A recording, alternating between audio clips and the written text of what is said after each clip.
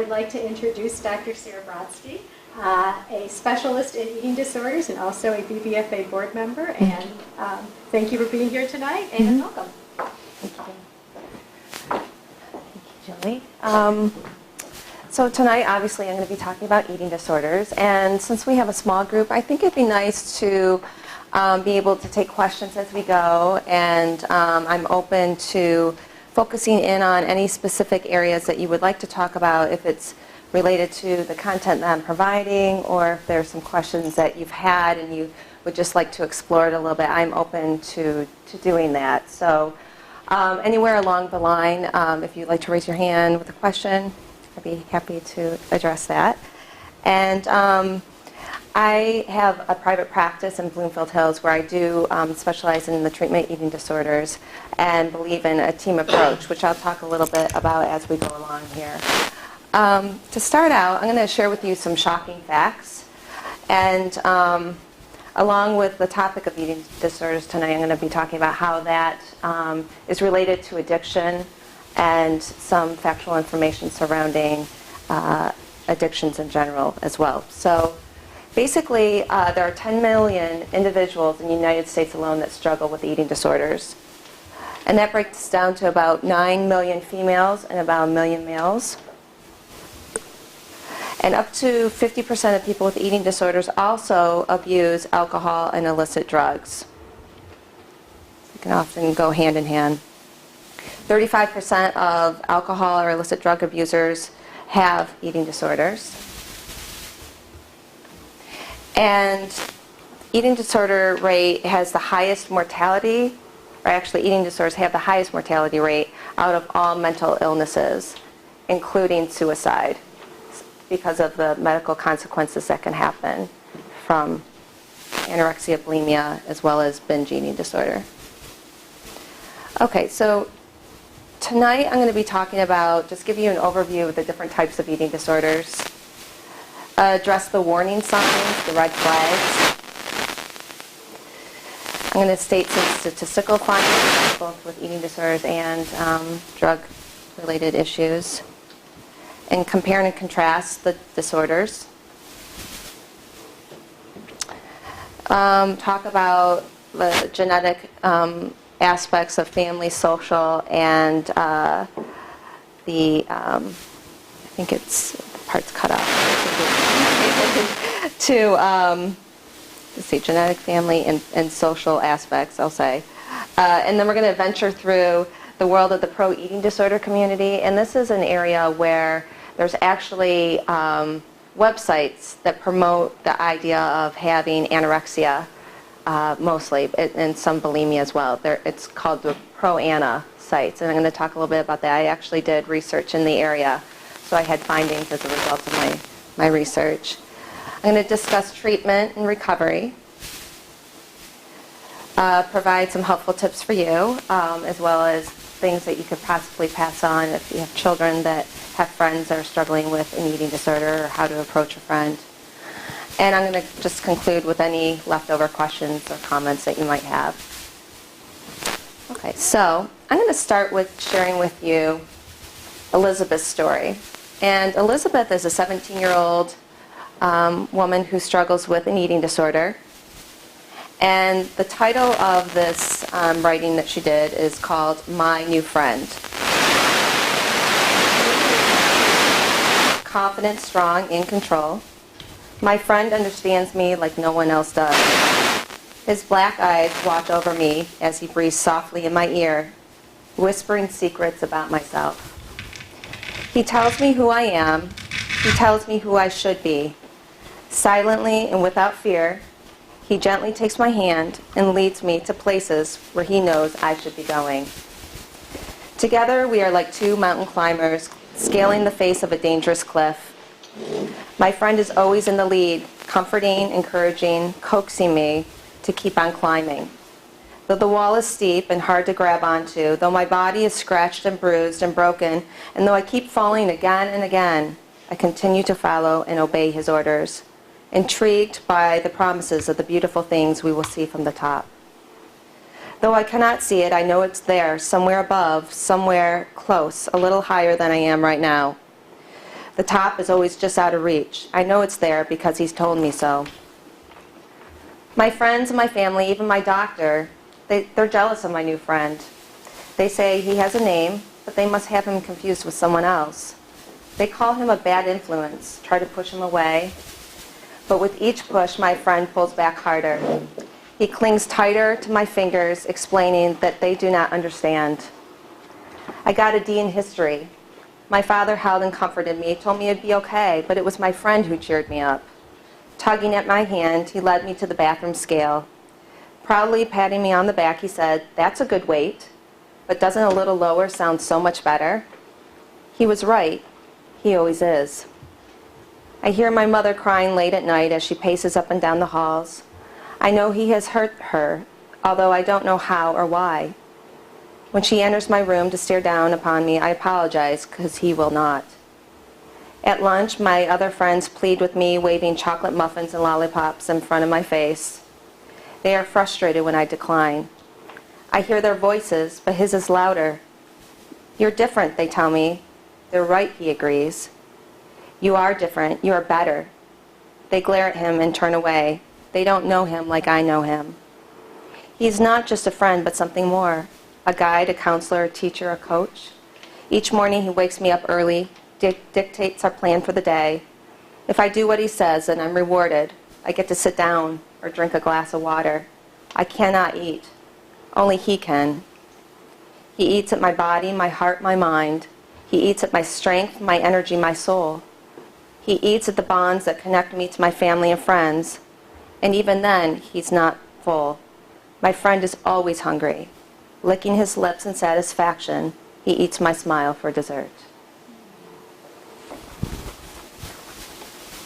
So that is a depiction of Elizabeth's experience of struggling with the eating disorder and how it can show, obviously it's showing up in her life, serving as a best friend, but yet as a worst enemy. Okay, so I'm going to now just briefly talk about the different disorders. We have anorexia nervosa, bulimia nervosa, eating disorder not otherwise specified, which includes binge eating disorder.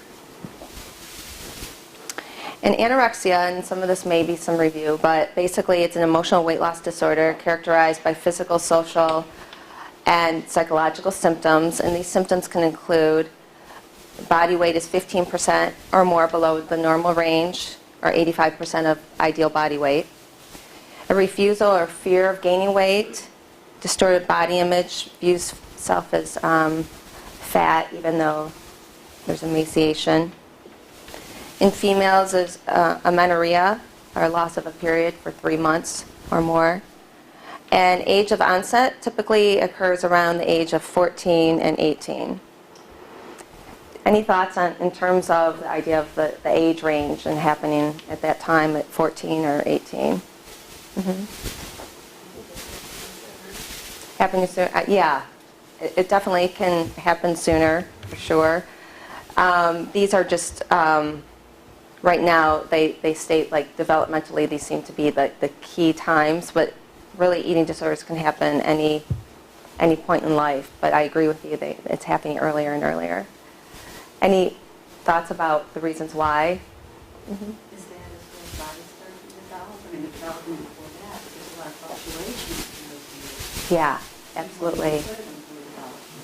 With the puberty and developmental, absolutely. Any other thoughts? Uh-huh. Maybe entering high school, entering college. Mm-hmm. Yeah, absolutely. Those are key ages for those time transitions. Okay. It's 14 or 18, not 14. Yeah. Oh. Mm-hmm. Right, high school and college. And it's hard to see the last slide there, but within the population, 90% of individuals that struggle with anorexia are female, and then there's about 10% that are male. Okay, with bulimia nervosa, this is a disorder which bouts of extreme overeating are followed by deliberate eating behavior. And it's usually repeated episodes of binge eating, which is consuming a large amount of food in one sitting, lack of control over the eating episodes. and repeated engagement in compensatory purging behaviors to prevent weight gain. And this can include fasting, self-induced vomiting, excessive exercise, use of laxatives or diuretics, can all be included. Also, this is just the time frame, 2 weeks for consecutive 3 months is when it's diagnosed. And usually weight and body shape influences the evaluation of self, which can show up in anorexia as well too. However, with bulimia, there's no co-occurrence of the two disorders. Usually it's either anorexia or bulimia. And the age onset generally occurs during the transition from adolescence to early adulthood. So usually with bulimia, it happens later for individuals. However, then again, starting earlier as well. And in this case, once again, 90% are female, 10% are males. Any questions at this point on either of those? Mm-hmm. You talked about eating too much or eating nothing. Our kids were very picky eaters. You did not classify it? It could fall under what is eating disorder not otherwise specified. Oh. And I'm going to talk a little bit later about kind of how that can progress, like in terms of starting out, like the range, the spectrum of eating disorders, because it could start out as picky eating.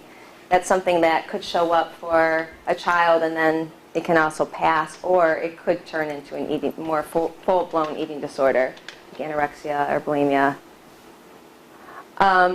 Any other questions at this point? Okay, so we have eating disorder now that we're specified. In this case, this is where binge eating disorder falls under. They're looking at changing this in terms of the next DSM-4, which is the diagnosis code book that we use as psychologists, that it's finding its own diagnosis rather than under the category EDNOS. But frequently there are episodes consuming large amounts of food in a short period of time. It's diagnosed when the consumption of food is more than an average person eats at any given time. A lack of control over the eating, feeling that one is out of control. And usually there's 3 of the following that are included with the episodes. Eating more rapidly than normal, eating until overly full, eating large amounts of food when not physically hungry, eating alone due to embarrassment over the amount of food being consumed, feeling disgusted with oneself, oftentimes guilt and depression is along with this. And episodes occur 2 or more days a week for 6 months. And basically with binge eating disorder, the onset is around 29 years old. It's a little later onset. And it's similar to bulimia without the purging. It's just usually just the binge that's associated with this disorder. Okay.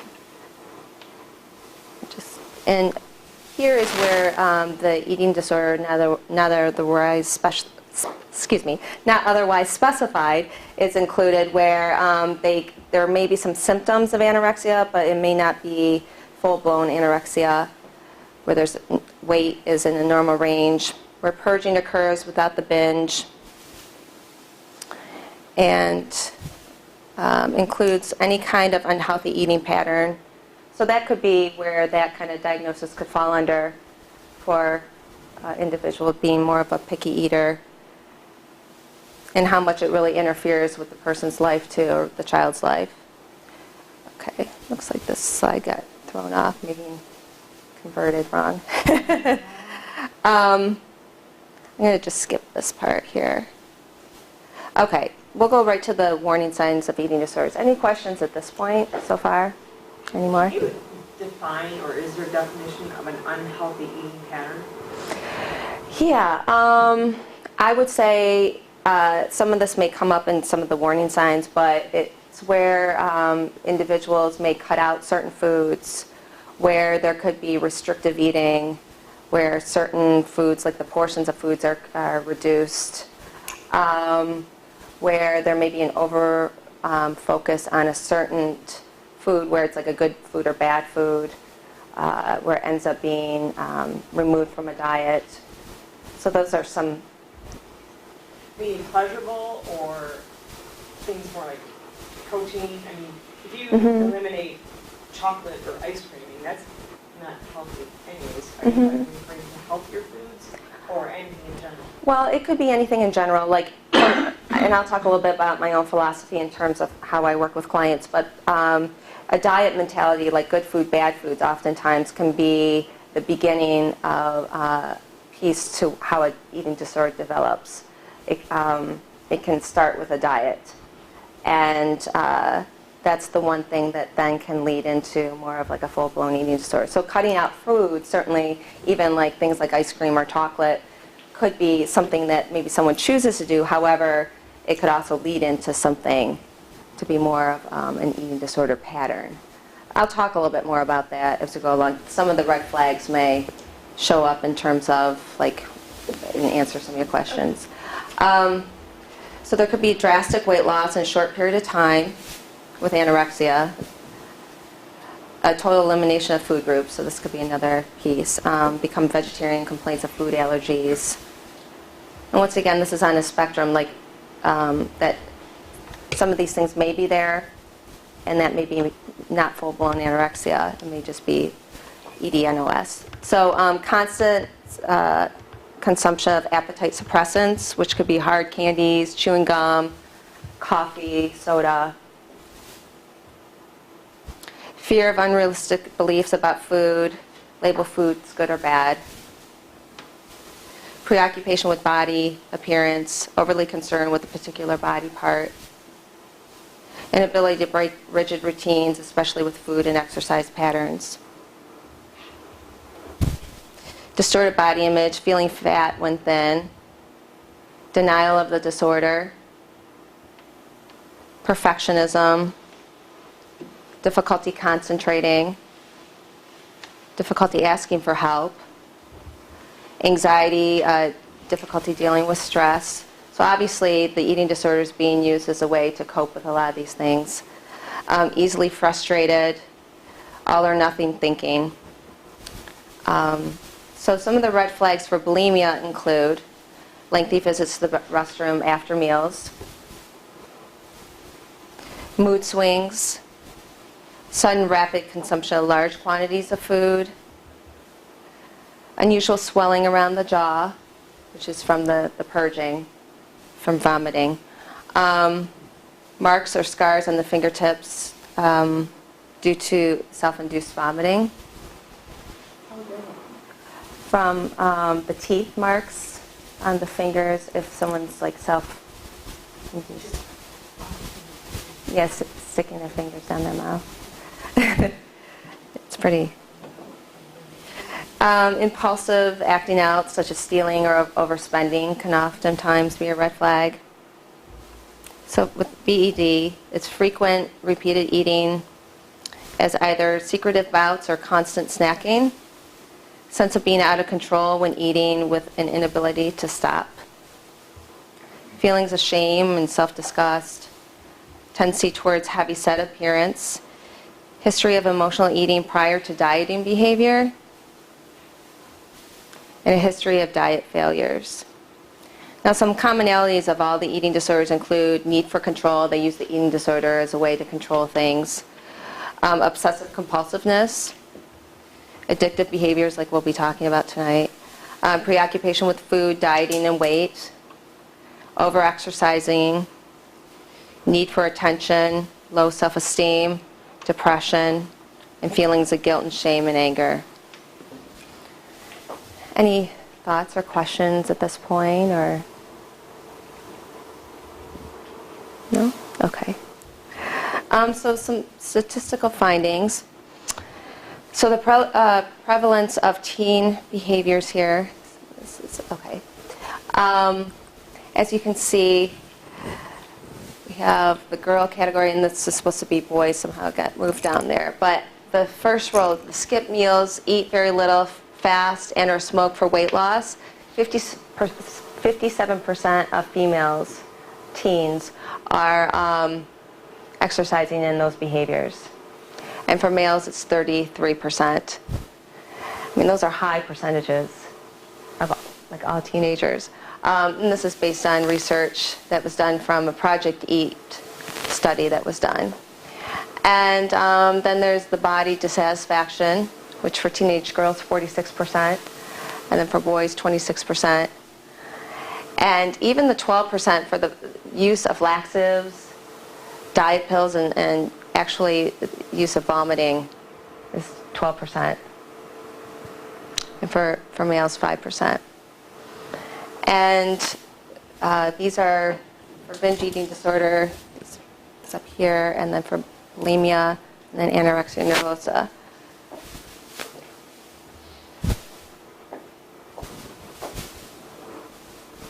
Okay, stats on teens' shape and appearance. 46% of normal weight teens see themselves as too heavy. So that could certainly be as a result of the pressures from the media, or even just peer pressure. Up to 60% of all teens diet regularly, and more than 50% of teens exercise to improve their shape or weight. Large majority of teens are preoccupied with their food intake. And approximately 70% of girls feel that shape is important for their self-esteem and fear of gaining weight. Okay, so now we come to alcoholism and eating disorder statistics.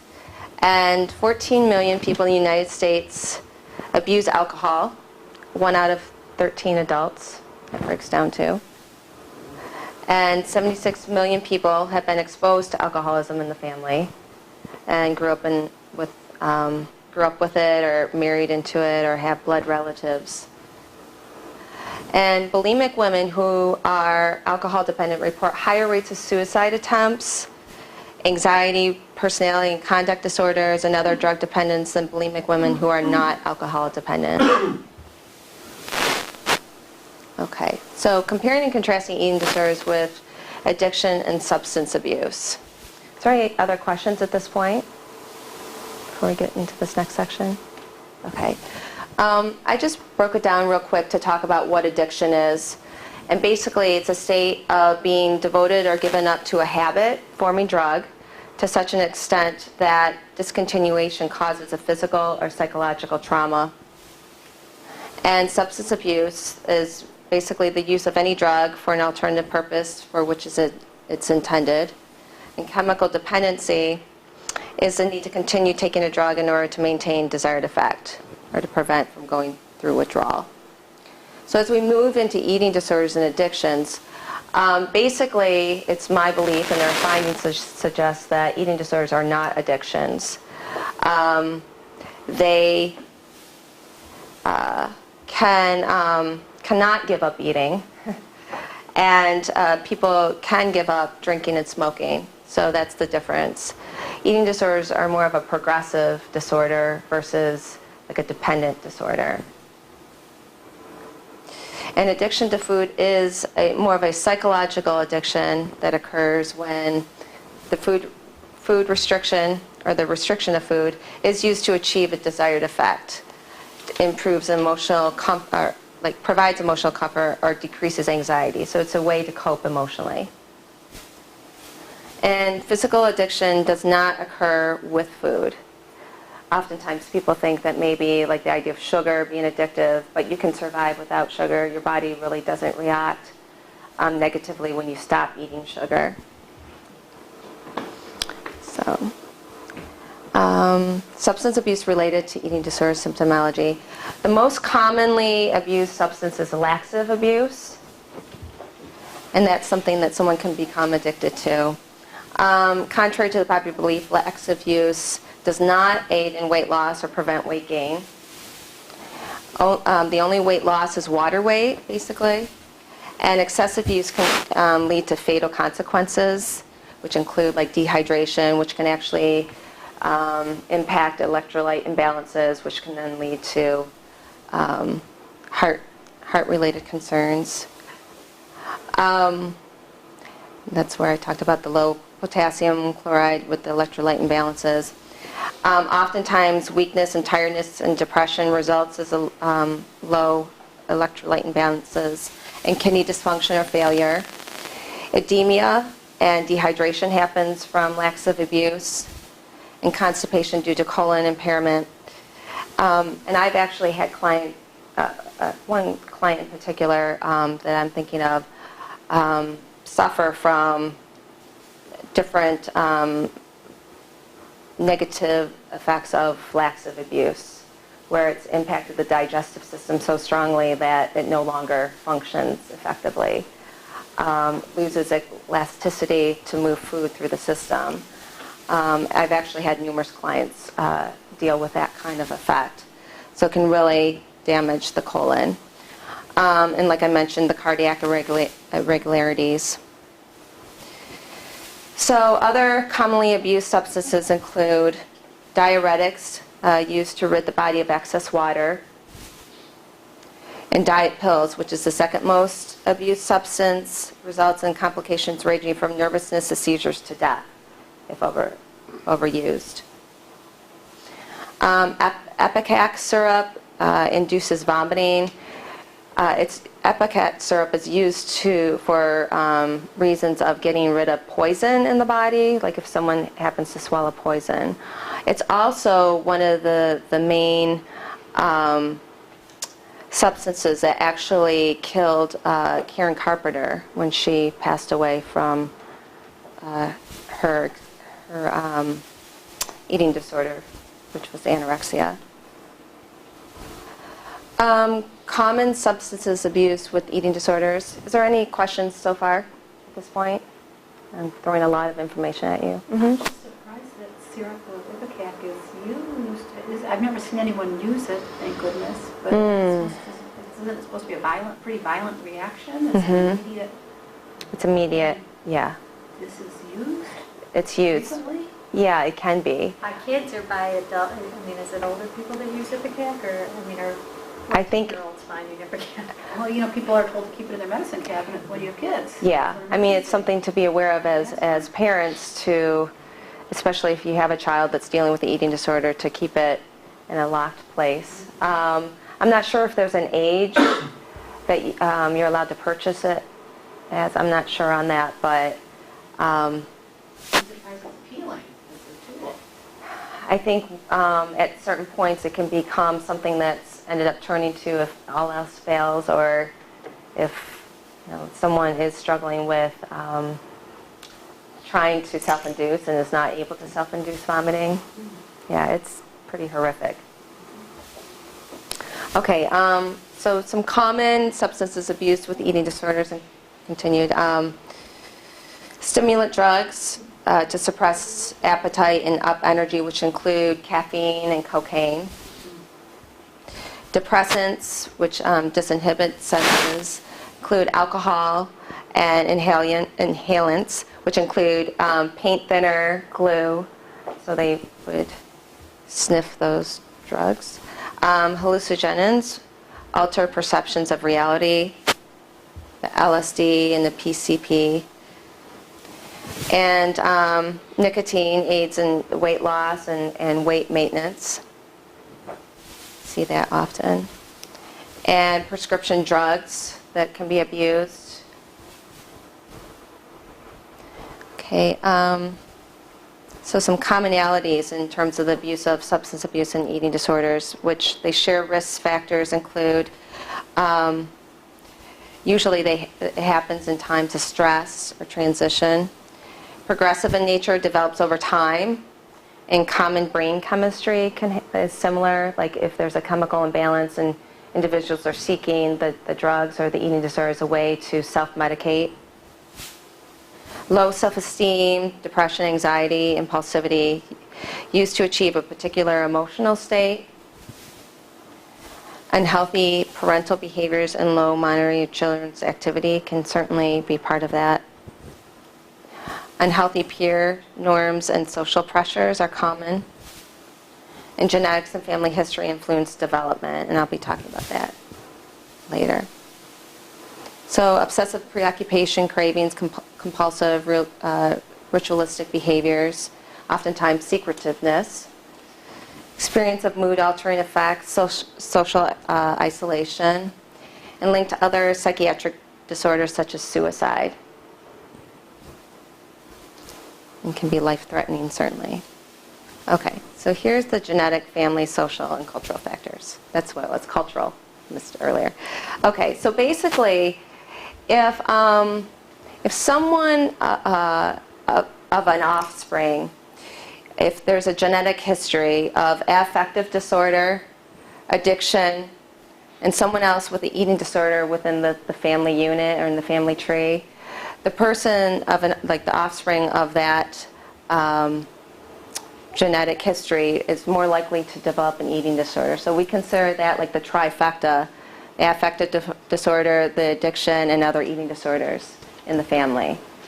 So someone could be genetically loaded, and the environment can pull the trigger in terms of the development of the eating disorder. So like stressors during life, like we talked about earlier, the developmental phases can certainly be part of that as well. What would the affective disorders be? That would include like depression, anxiety. Those are the two primary ones. It could be certainly other, like bipolar. That could be one of those as well. Any other questions, comments? Okay. So we have the family factor. So with anorexic families, there's a tendency to be closed systems, risk conflict avoidance, so a lot of like internalizing of maybe feelings, over or under controlling, overprotective. There's could oftentimes be enmeshment where people are really overly attached, and high achieving and low expression of emotions certainly could be part of that. For bulimic families, oftentimes it's chaotic and disorganized, and lack of cohesiveness, and a higher incidence of substance abuse in these types of families. Now, the social and cultural factors, difficulty expressing emotions are oftentimes associated. History of being teased or ridiculed based on size and weight, and given all the bullying behavior these days, that could certainly fall into that category of just people really just being cruel and just overly focused on someone's appearance and used against that person. History of physical, sexual, and emotional abuse. Societal, cultural pressures to look a certain way, the thin ideal, or having to have the perfect body. Oftentimes with the males, you see a lot of the weightlifting and the muscle-bound look, and with males too, like the wrestling, and just the desire to have more of the thin look is certainly part of that pressure too. Narrow definition of beauty, which includes only specific body weights and shapes. And cultural norms that value physical appearance and not inner qualities and strengths. Okay, any other questions at this point? And then I'll talk a little bit about the pro-eating disorder community. Yeah, it's kind of off the subject, but Sure. we came here because we have a 3.5-year-old, and last exam he was 50 percentile weight, 90 percentile height. And getting him to eat is a battle. Very, very picky. He'll sit in front of his food and just look at it, totally disinterested. Sometimes he'll eat a lot, sometimes he won't eat anything. Some days he'll eat hardly anything at all. So very erratic. He'll eat a little bit and then he'll just lose interest in it. And just sit there and want to play or talk or laugh or whatever. And any suggestions on how to deal with this? Yeah, have you talked to your pediatrician about that, about the concerns? Yeah, but we didn't get it. Okay, so the pediatrician wasn't able to provide you any support or suggestions. Some of it, We had Oakland County out and they suggested more structure. But okay. Yeah, I'm wondering, probably talking to a child psychologist could be a way to go. and see if if there's something else related, especially at that age. It could be different factors, even though it's showing up through the eating. I don't know if it would be able, that your child would be diagnosed with an eating disorder, given that he's so young. But there may be Get some. there. What's that? That he could get there. Yeah, absolutely. But I think maybe being able to meet with a trained psychologist who works with children. I don't work with children that young. I work primarily with adolescents and adults. But what I could do is talk to you afterwards and see if I can't provide you, some kind of information or guidance, or see if I can't get you a referral to someone to talk to about it. But it's good to be aware now. Certainly, even at his age, it's good to take action at this point. Well, everybody else in the family eats well. Okay. Yeah, so there's no other connection.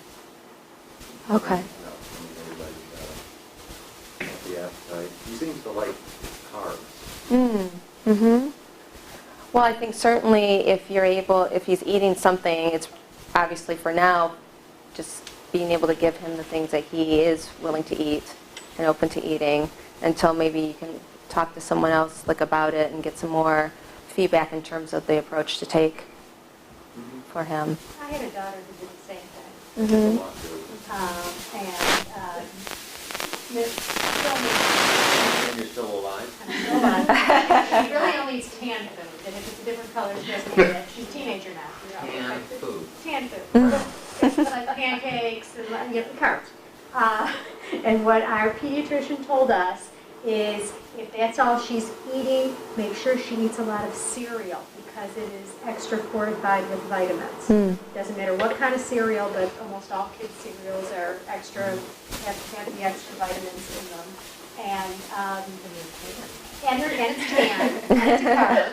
And as she's gotten a little bit older, she's added a few things in here and there, but we're still in that same boat. How old is she? She's 13. Still doing. She's canned food. And she's healthy, right? Most of the time, yes. But she's this skinny, but the doctors, and she's seen a therapist, and she's seen, the pediatrician, and they all say she's fine. It's just one of those things, and the more we obsess about it, the worse it gets. Mm-hmm. So will she eat vegetables? Not many and not often. Once in a while, The green? it's not the right color. But there are 2 vegetables she'll eat, and so that's what I make. Mm-hmm. And we've just kind of adapted, and Will she eat pizza? only if it doesn't have anything on it besides cheese, and she's mopped up all of the grease. I mean, she's got some.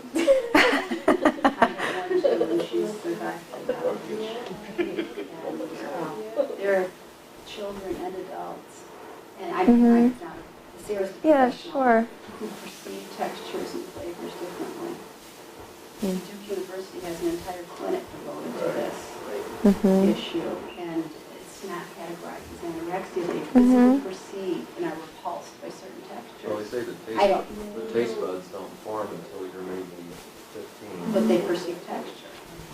But it tastes like cardboard to them because certain things they can't taste. So they don't like it, but anyway. Mm-hmm. The only parents wishing our kids would try French fries. Mm. Well, they'll eat those. Uh, It's hard. So, yeah. Is that helpful to, it almost sounds like some of it's normalized, and at the same time, it probably wouldn't hurt to even talk to someone, if it's a professional that could maybe provide you some support, even as parents, to talk to someone would probably be a good thing. And it's hard when you have other kids who are completely normal eaters. I think Yeah. you're comparing the younger one to the older one, which is what we did. And Or even the adults. Yeah, I mean, we yeah. all like food, any food, Mm. all of it. My younger one, since she was 3, has left the dinner table every night to go to the bathroom to play. Hmm. She doesn't want to be at the table to Yeah, he eat. does that. He'll go away from the table.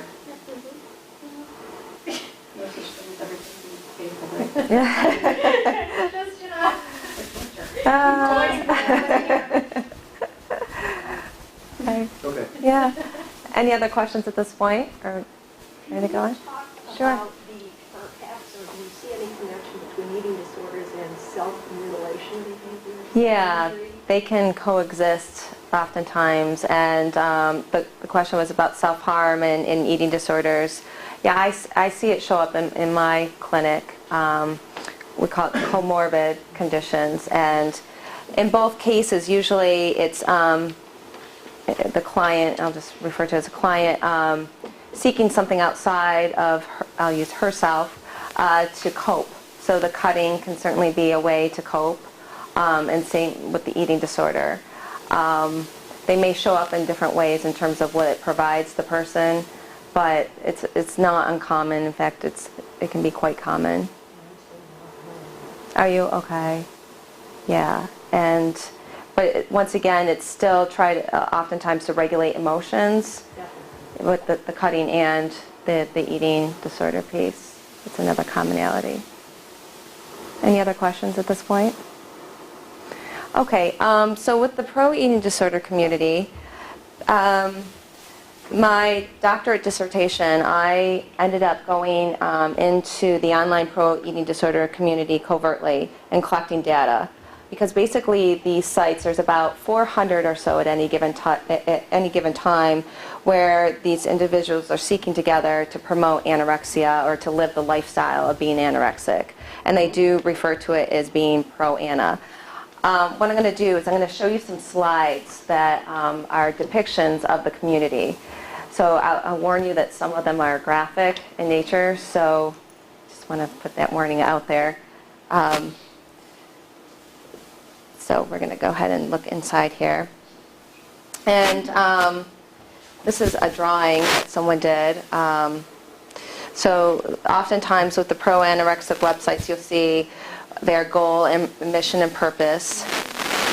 And so it's just going to go as a slideshow here, so you can just watch and read along.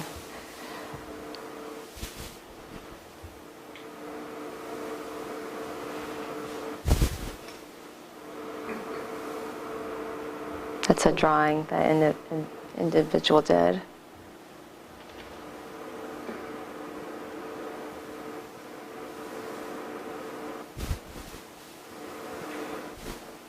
These are the ways they try to track their eating.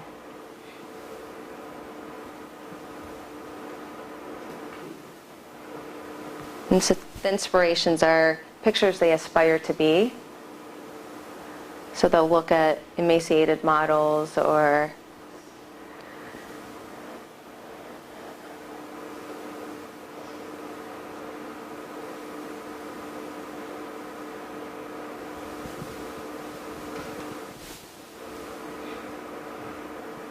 so they consider those motivational pictures. And they actually had an online store that they sell apparel.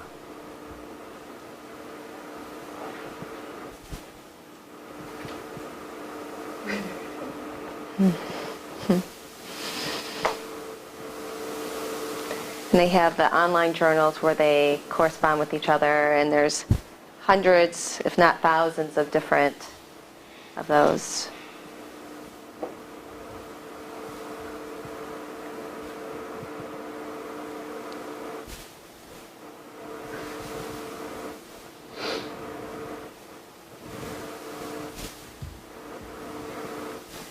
So these are some of the names of the websites that, when I was doing my research, these were the ones that were available.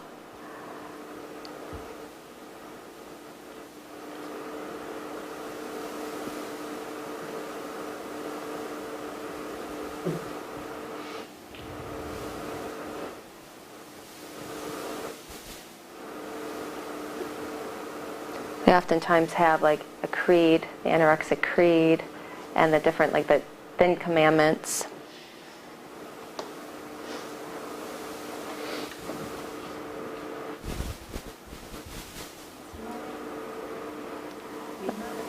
Mia, that's being pro-bulimia. So those are some of the things that show up in the website.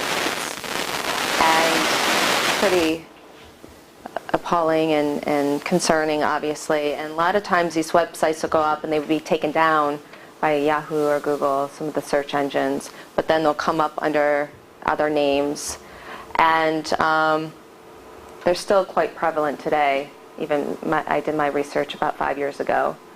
But it's still something to be aware of, that making sure your children aren't going on the sites. And they also have bracelets that they would wear, like a red bracelet would be the Pro Anna, purple would be the Pro Mia, and then there's different colors for the different, like the EDNOS that they would wear too. So any questions about Pro Anna community? Okay, so we'll talk a little bit about treatment and recovery. It certainly can be a long-term process. It could be 2 to 7 years on average for recovery. Hospitalization can often happen, or intensive outpatient treatment. Unfortunately, here in Michigan, we have no residential treatment programs. We basically have nothing other than outpatient treatment that I do as a therapist. And I do work with nutritionists and physicians and psychiatrists that specialize in eating disorders, but we don't have like a inpatient medical. Well, Beaumont provides inpatient treatment. However, for adults, they end up on the psych ward, and there's not even, I don't even think they have a nutritionist or psychologist on staff. They may have the nutritionist from down below come up and provide some guidance, but there's really no treatment, which is very sad. They do have an adolescent program, though, that is very good, and Dr. Kathy Mammal heads that at Beaumont. So treatment can include physical, psychological, nutritional, medical, cultural, and social concerns. And each treatment plan is individualized to fit the person's need. And methods for treatment include medical treatment, individual therapies, which what I do, group therapy, couples or family therapy, nutritional counseling, pharmacotherapy for medication purposes. And cognitive behavioral therapy is usually the #1 treatment of choice, or the approach. I use cognitive behavioral as well as like a humanistic and narrative approach. I do a lot of work with clients where I do externalize the problem, like with Elizabeth's story, labeling it as a separate entity and look at it in terms of a relationship that the client's in. And oftentimes my focus is to help the client reclaim their life from the eating disorder and find meaning and purpose and kind of more their authentic self. And a lot of that kind of work separate from this thing that's actually taking their life. So, and within all that, challenging the cognition and reframing and discovering new ways to believe and think about their life is certainly a focus. So I also make sure that there's medical stability, elimination of restrictive eating, improvement in body image, restoration of normal body weight, extinguishing of compensatory behaviors, which include the vomiting and the overexercising, increasing of self-esteem, self-worth, self-awareness. Obviously, coping and stress skills are important, and identification of family dynamics, and of course, improvement of communication skills. Okay, so now we're getting to advice for parents and friends. And for parents, obviously educating yourself, being parent, about normal weight gain that occurs during puberty is also important to know. That basically kids can end up gaining about 40 pounds through puberty. That's on average. And to avoid negative statements about food, weight, shape, and appearance, allow him to make decisions about food while providing access to nutritional meals and snacks. Compliment her or him based on talents and accomplishments and personal values. And keep lines of communication open. Okay, some tips for friends. Learn as much as you can about eating disorders. Know the difference between facts and myths about weight, shape, and exercise and nutrition. Be honest. Be caring yet firm. Compliment a friend's personality, successes and accomplishments. These are pretty basic. And obviously be a good role model. I mean, we all can do that in order to just promote self-acceptance and sensible eating. Okay, that's all I have for right now. I can certainly take some questions if we have anything that's lingering, or we can talk about some other pieces more thoroughly if you'd like as well. So any questions or comments?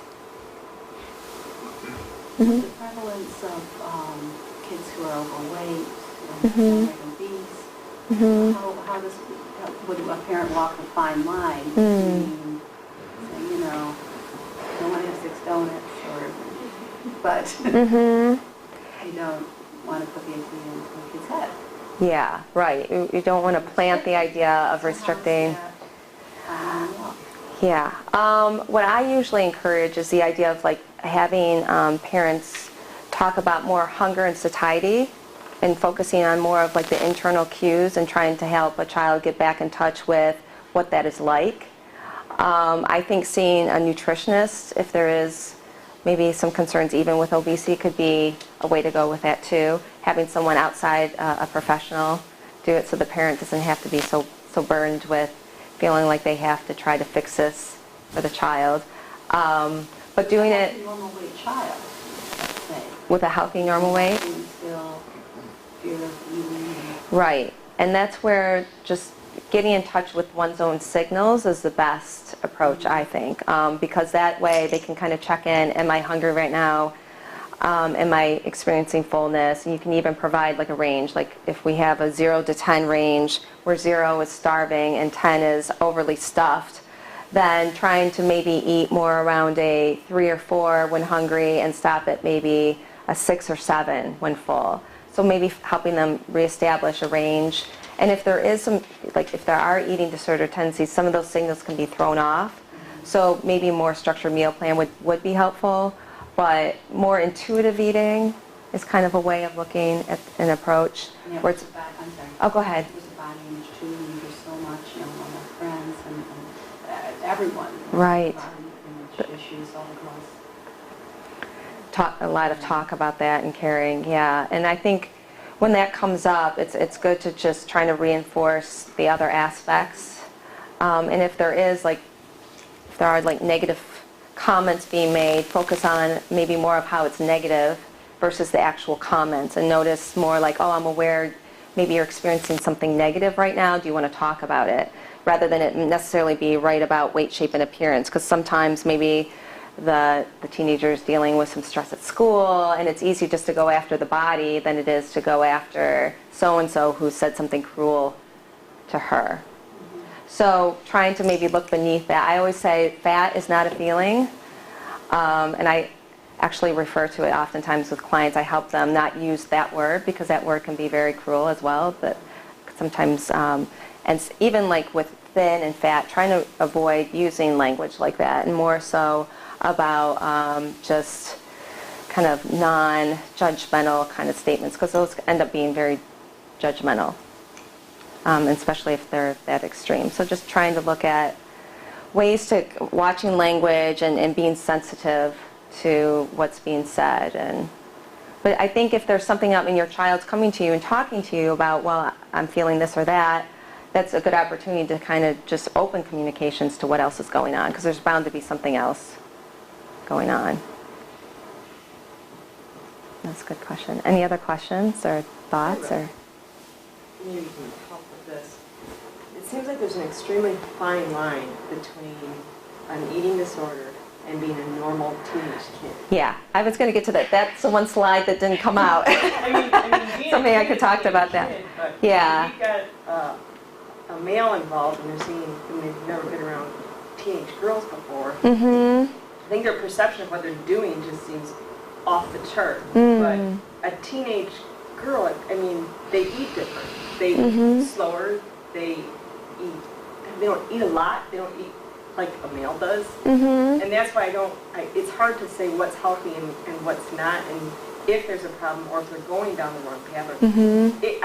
I don't know where, is there right, is there wrong, is there? Well, they definitely fall in, like eating disorders fall on a spectrum. So there could be some where it's, some of the behaviors may stand out to you, like if you notice some kind of, where there has been normalized eating and it's shifting, so kind of like if you see some changes occurring, that could be one thing to look for. Also, if there are other things showing up, maybe it's not just with the food, but it could be like you're noticing more exercise going on.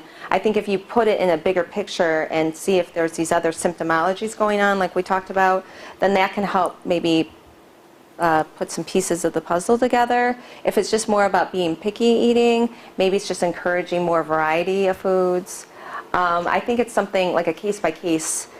You have to look at it in that way, case by case, because otherwise it gets too complicated. Because like you said, there isn't a specific, besides the diagnosis, to really give key factors that may be showing up. So, I mean, if you're concerned and if you're questioning, I'm not sure if my child is dealing with an eating disorder, a good first step is to get into the pediatrician and make sure that all the blood work is normal, and if there's any, if the physician thinks there's any abnormal symptoms showing up.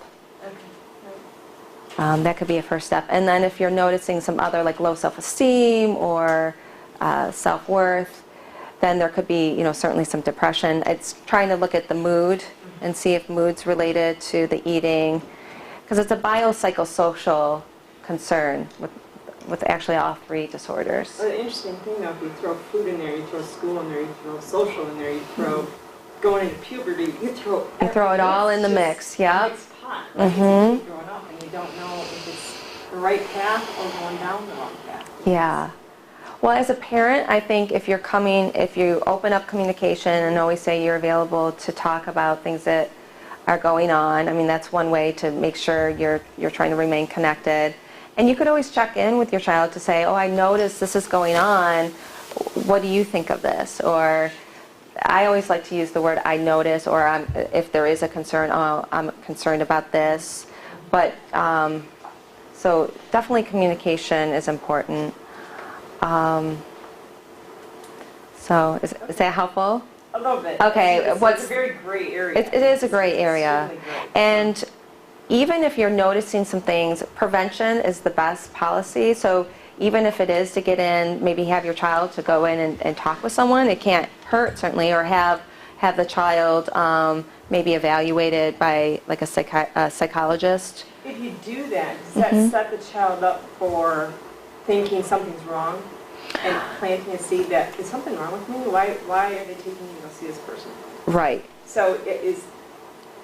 Well, that would be like really early stages of like, is there a problem? Okay. And that may be, I know it's hard to judge, but if you're seeing some other symptoms showing up, you may like say, I don't know the specifics, but if there is like you're noticing some mood fluctuation for the child, or you're noticing some other things, then that may be the time to then take a step forward and get some treatment. If it's just food related, maybe offer a variety of different foods, encourage the non-dieting approach. All foods are good. I gave a handout tonight about I think it's the 10 tips for parents, what you can do. Yeah, 10 steps to positive body image is one. There's 10 things parents can do to prevent eating disorders. So certainly looking through that could be helpful. And then if you're still noticing some behaviors ongoing, then you could certainly then take the next step. But I think starting with the pediatrician is a good place. And then if the pediatrician is concerned, then the pediatrician may refer to a psychologist or to a nutritionist. Okay, all right. Thank you. Mm-hmm. Yeah. 11-year-old daughter. Nutrition